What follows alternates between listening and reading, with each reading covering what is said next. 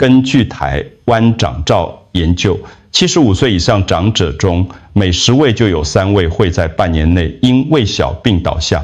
你有没有想过，为什么看起来还算健康的爸妈会突然崩坏？就像医院急诊室里那盏红色警示灯突然开始闪烁，从没停过。我在急诊室工作30多年，看过太多这样的案例。早上还在公园里散步，跟邻居聊天的阿公，下午就躺在急诊床上插着管子，家人在旁边哭得不能自己。最让人心碎的是，家属总是问同一个问题：医生怎么会这么突然？昨天看他还好好的啊。其实不是突然，从来都不是突然，是我们都忽略了身体发出的警讯。就像一栋老房子，表面看起来还坚固，但里面的梁柱早就被白蚁蛀空了。等到哪天台风来，一吹就倒。如果你错过接下来我要说的这5个警讯，可能下一个倒下的就是你最爱的人。今天我要告诉你哪5个关键讯号，决定了你的父母、你的家人能不能健康地走到90岁。这不是危言耸听，而是我从数千个病例中整理出来的生存法则。让我知道你正在从哪里收看。在我们开始之前，请留下评论，提出任何你可能有的问题。别忘了订阅频道并开启通知，以便从我们这里获得最佳的健康建议。我想知道你是否正在关注这部影片？如果你觉得这个内容有帮助，请在评论区输入数字1；如果没有，请输入数字0。现在让我先跟你解释一个概念，我叫它健康储备账户。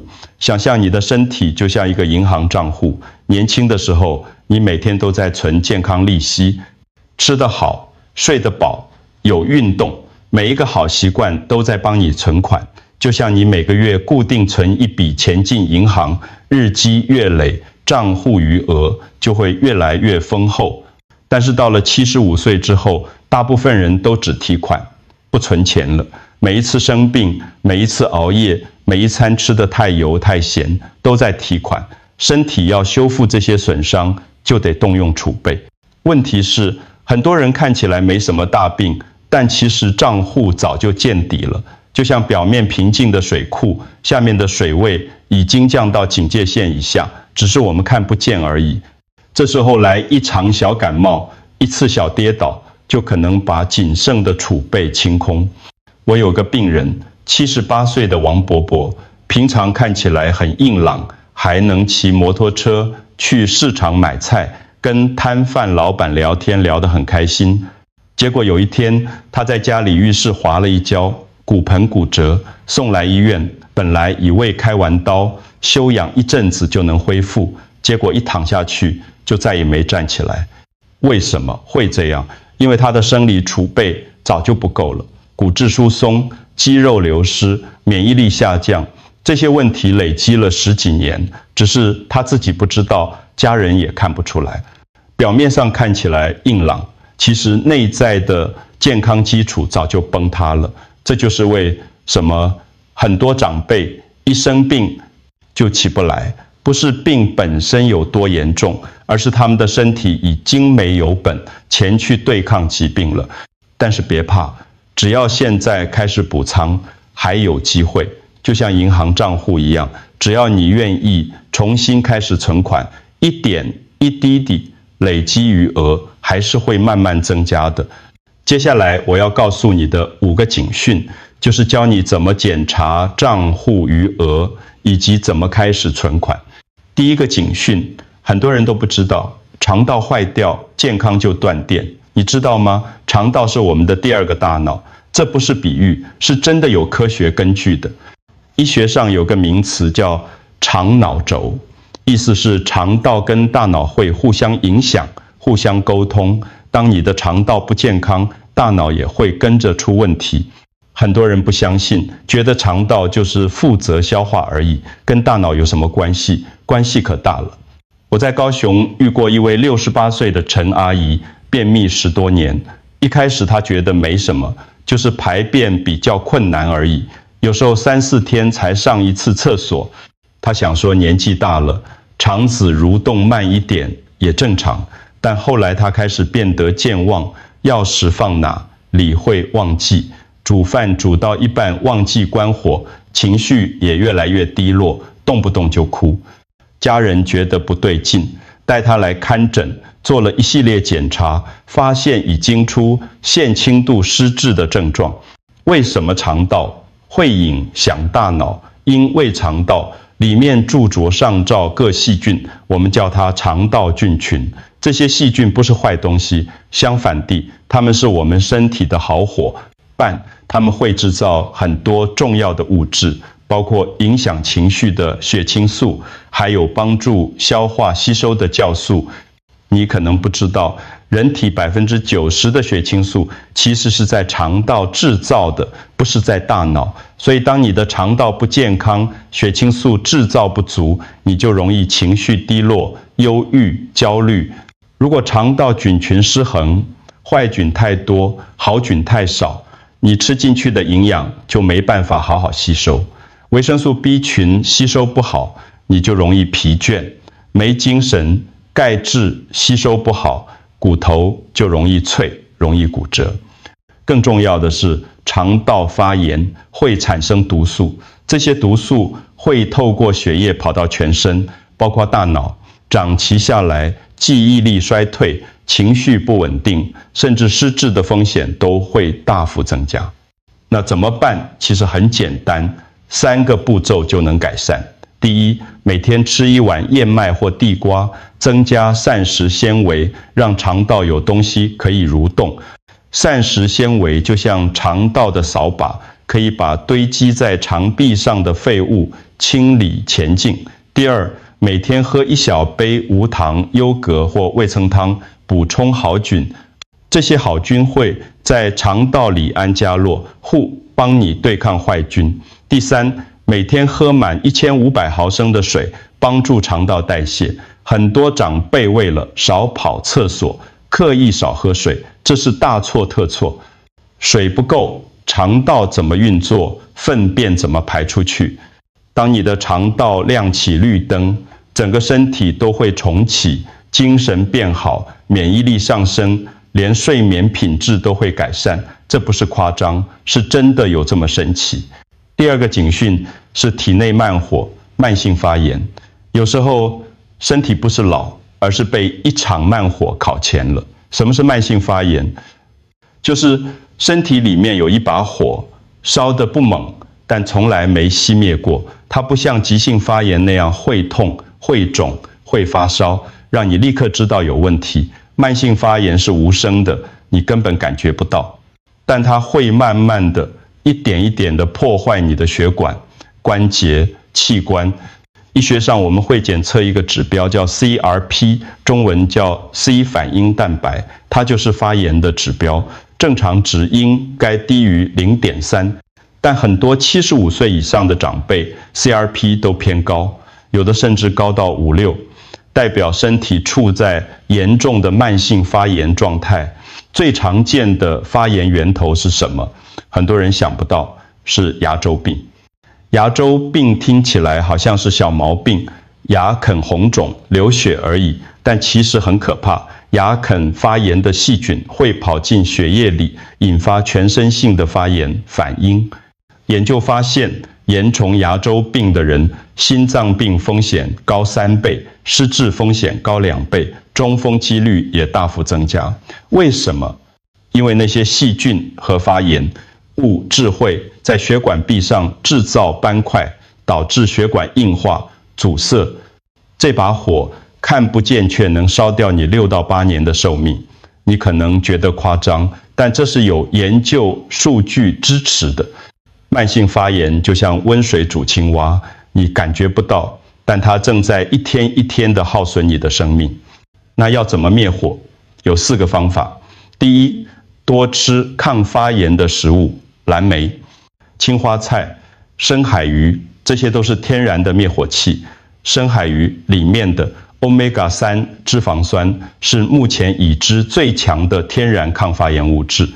第二，每天快走30分钟，运动可以降低全身的发炎指数，不用跑步，不用激烈运动，快走就很有效。第三，去看牙，一洗牙，治疗牙周病，别再拖了。很多长辈怕看牙医结果，小问题拖成大问题。第四，放下焦虑，多笑一点，因为压力、忧郁也会引发发炎。想象你的身体里有一只灭火，对，他们一直在努力扑灭这些小火苗，但如果你一直在添柴火，他们也会累垮，最后整个身体就会烧起来。人体自己也能灭火，只要你愿意配合。第三个警讯也是最容易被忽略的，蛋白质。银行破产，许多长辈不是吃太多，而是吃太少，特别是蛋白质。我有个老同事张医师，他跟我说过一个病人的故事，让我印象非常深刻。台北有位陈伯伯，76岁，吃素已经20几年，他觉得吃素很健康，每天就是青菜、白饭、豆腐，看起来很养生，很清淡。他的儿女也觉得爸爸吃得很健康，很放心。但是去年有一天，陈伯伯在家里跌倒，送来医院检查，发现他严重肌少症，肌肉量只剩正常人的60%。医生问他平常吃什么，他说早餐1碗稀饭配酱瓜，午餐1盘青菜，半碗白饭，1小块豆腐，晚餐也差不多。听起来有吃豆腐啊，有蛋白质啊，但其实远远不够。为什么会这样？因为它的蛋白质摄取严重不足。我们的肌肉就像蛋白质银行，你每天要存够本金，银行才会正常运作。但是陈伯伯每天只吃1点豆腐，蛋白质根本不够，身体只好分解肌肉来供应能量，就像银行没钱了，只好把固定资产卖掉来周转，结果就是肌肉越来越少，账户被掏空了。肌少症不只是没力气而已，它会让你走路不稳，容易跌倒，抵抗力下降，伤口不容易愈合。你可能不知道，肌肉不只是用来活动的，它还是免疫系统的重要一环。肌肉绘制造一些物质来帮助身体对抗病毒、细菌。肌肉少了，免疫力就弱了，感冒、肺炎都容易找上门。更可怕的是，肌肉少了，基础代谢率也会降低，身体变得更虚弱，形成恶性循环。你越不动，肌肉流失越快，肌肉越少，你越没力气动，最后就只能躺在床上。那一天要吃多少蛋白质才够？有个简单的公式给你记：1颗蛋加1杯豆浆，加半块豆腐，加1手掌大小的鱼肉，这样就差不多50克蛋白质，刚好是一个70公斤长辈1天的基本需求。如果你吃素，就要多吃豆类、豆制品或者补充蛋白粉。现在市面上有很多植物性蛋白粉，大豆蛋白、豌豆蛋白都可以补充。不要再把好东西留给孩子，留点给自己吃才是真孝。顺，你的身体需要这些营养来维持基本运作，这不是浪费，是必要的投资。你健康了，才不会拖累孩子，这才是真正的为孩子着想。第4个警讯，我把它比喻成行动电源没电了。你有没有这种经验？手机电池老化之后，明明荧幕上显示还有20%的电，结果突然就关机了，开不了机，什么都做不了。人的身体也是一样，很多75岁以上的长辈，表面上看起来还好，但其实体力已经掉到警戒线以下，只是他们自己感觉不出来。怎么知道你的行动电源还剩多少电？有3个明显的指兆。第一，体力明显变差，以前可以连续走1小时不会累，现在走10分钟就要找地方坐下来休息。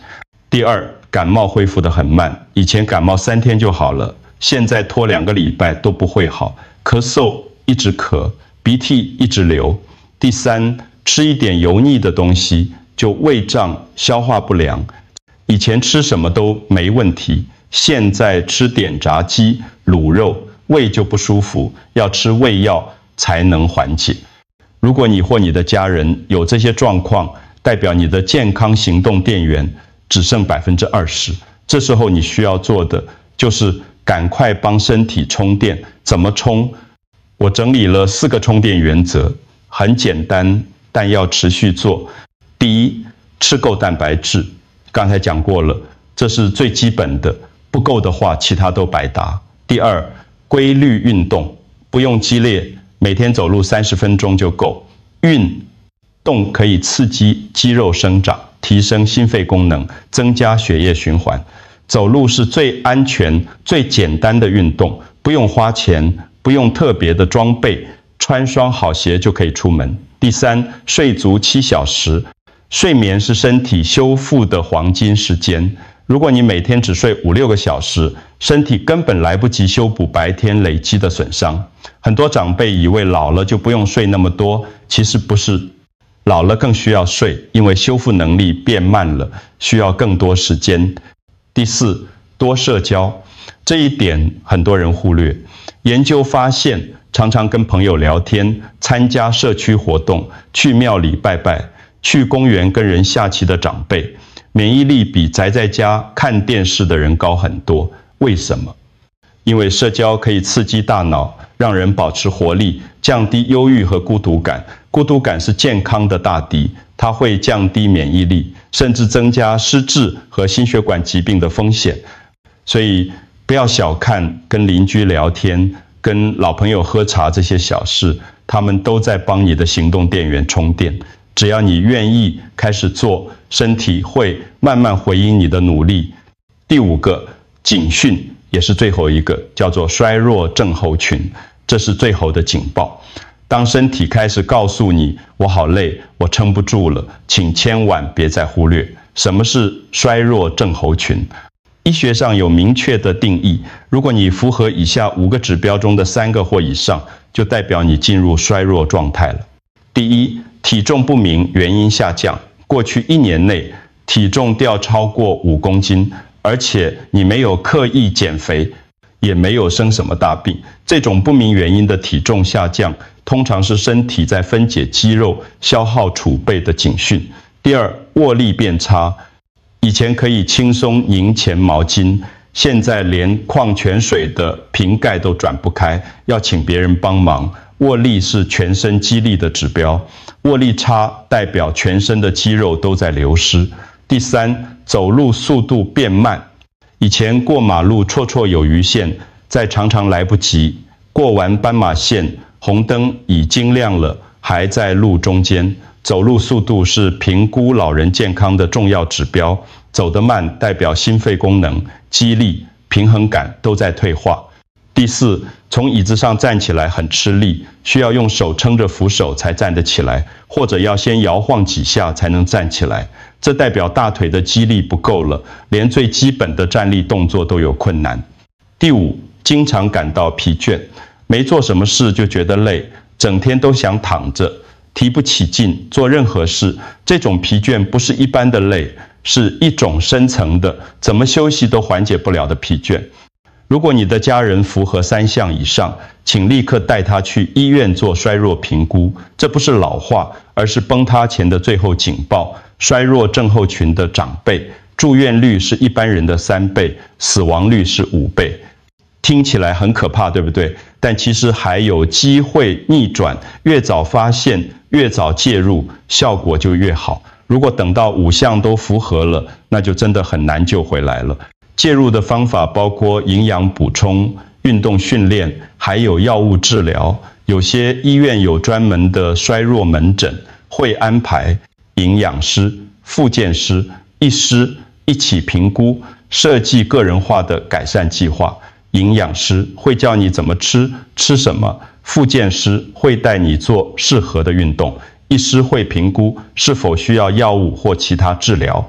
我看过很多案例，原本连走路都困难的阿公阿妈，经过3个月的训练，居然可以自己爬楼梯，可以去公园散步。所以千万不要放弃，也不要觉得老了就是这样，这个种想法是错的，而且很危险。请带家人去做评估，这是最后的抢救机会，早一天发现就多一分希望，晚一天可能就来不及了。好，我们总结一下今天讲的5个警讯：肠道失衡、慢性发炎、蛋白质不足、体能衰退，还有衰弱症候群。这5个讯号就像汽车仪表板上的警示灯，当它们亮起来的时候，你绝对不能视而不见，你不会开着引擎过热的车继续上路，对吧？那为什么当身体警示灯亮了，我们却选择忽视？75岁不是结束，而是分水岭。有些人过了75岁，还能健康活泼地到90岁、100岁，生活自理，头脑清楚。有些人却在75岁之后迅速衰退、失能、失智、卧床，差别在哪里？就在于你有没有注意到这些警讯，有没有及时采取行动。今天多吃1颗蛋，就是在存蛋白质；今天多喝1杯水，就是在照顾肠道；今天多走10分钟，就是在帮行动电源充电；今天多打1通电话给老朋友，就是在提升免疫力。这些小事看起来微不足道，但加起来就是给家人最好的礼物。最好的孝顺不是买保健品，而是陪家人养成这些好习惯。如果你觉得这个影片有帮助，请分享给你的家人朋友。也许你的一次分享就能救回1条命，也许你分享的这个影片能让某个家庭少一点遗憾。最后我想说，健康不是靠运气，而是靠每一天的选择。选择吃得对，动得够，睡得好，心情好，你就是在为自己和家人创造更长久的相处时间。不要等到失去了才后悔，不要等到躺在病床上才想起来那些没做的事。愿我们都能一起健康地走到90岁，甚至100岁。谢谢你今天的收看，记得订阅频道，我们下次见。